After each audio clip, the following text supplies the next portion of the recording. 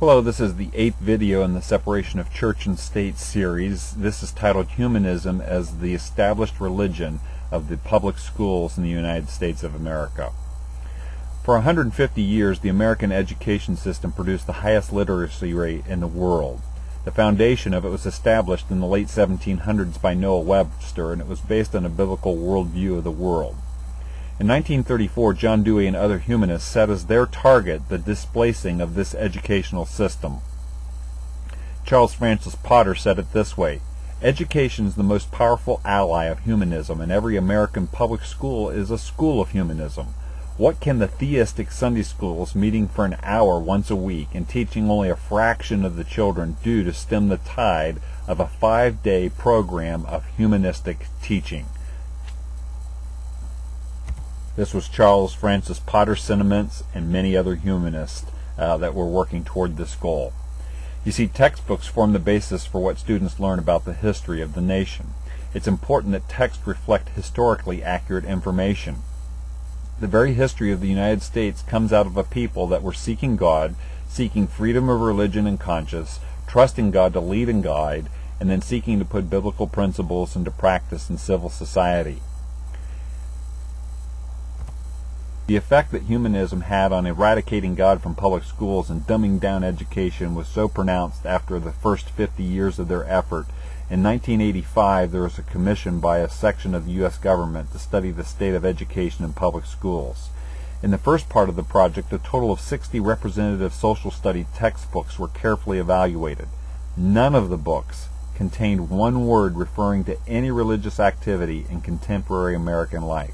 That is, not one of the 10,000 pages had one text reference to a primary religious activity occurring in representative contemporary American life. This is astonishing. And here's an example of how that plays out in the category of Thanksgiving. It is common in these books to treat Thanksgiving without explaining to whom the pilgrims gave thanks. The pilgrims are described entirely without any reference to religion. Thus, at the end of their first year, they wanted to give thanks for all they had, so that they had the first Thanksgiving. But no mentions are made of the fact that it was God they were thanking. One mother wrote that her first-grade son was told by his teacher that at Thanksgiving the pilgrims gave thanks to the Indians.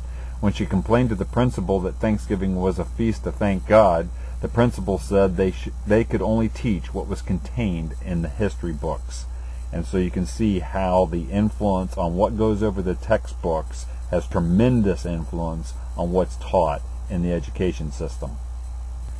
Paul Vitz, who was the director of this study, made this comment: "Our textbooks are anti-Christian in a very funny way, by leaving out all references to Christianity. This was the common procedure. You omit it. You do not make nasty statements about it. After all, somebody might notice those. But you leave it out, and by leaving it out, you are making the implicit comment that it's not important.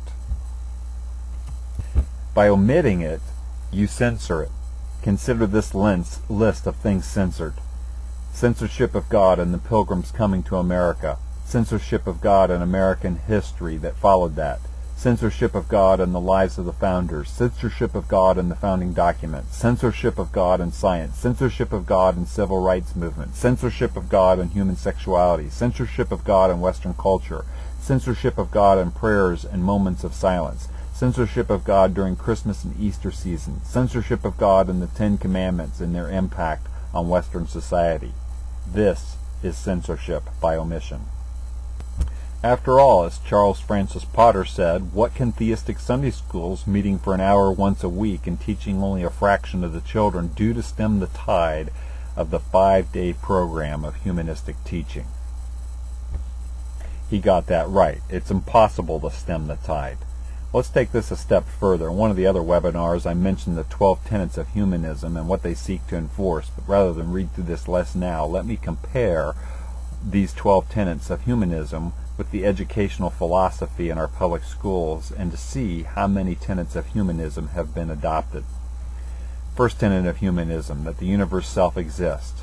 U.S. educational philosophy, the universe self-exists. Humanism, man has evolved from a single cell. U.S. education, evolution, man has evolved. Humanism, mind is a projection of body. Education, evolution, mind is evolved. Man is molded by his culture. Multiculturalism, socialism, man is molded by his culture. There is no supernatural. Education ignores God. Man has outgrown religion and any idea of God. Education ignores God. Man's goal is to develop his own personality. Education believes in self-actualization of every student rather than a philosophy of being a steward of their gifts and talents. Personality ceases to exist at death. Evolution basically says personality ceases to exist at death. Problems will be solved by men looking within himself into the natural world. Science displaces God, and so men and science will eventually solve everything. Humanism says religious institutions that impede this human development must be changed. In education, it's not explicitly taught, but very implicitly imprinted on the student's mind that man must solve its problems and that religion is irrelevant. Socialism is the ideal form of economics. Multiculturalism ignores tenets of free markets and gravitates towards socialism as a good system of economics. And then the last one, all mankind deserves to share in the fruits of the following these tenets. Not much debate here, although we even have government officials going into schools now and speaking about the benefits of socialism. So humanism has achieved its goal. God has been censored. Humanism is the established religion of the public schools of the United States, and it's also becoming the established religion of the government and the public square. My name's Craig Seibert. Thanks for listening.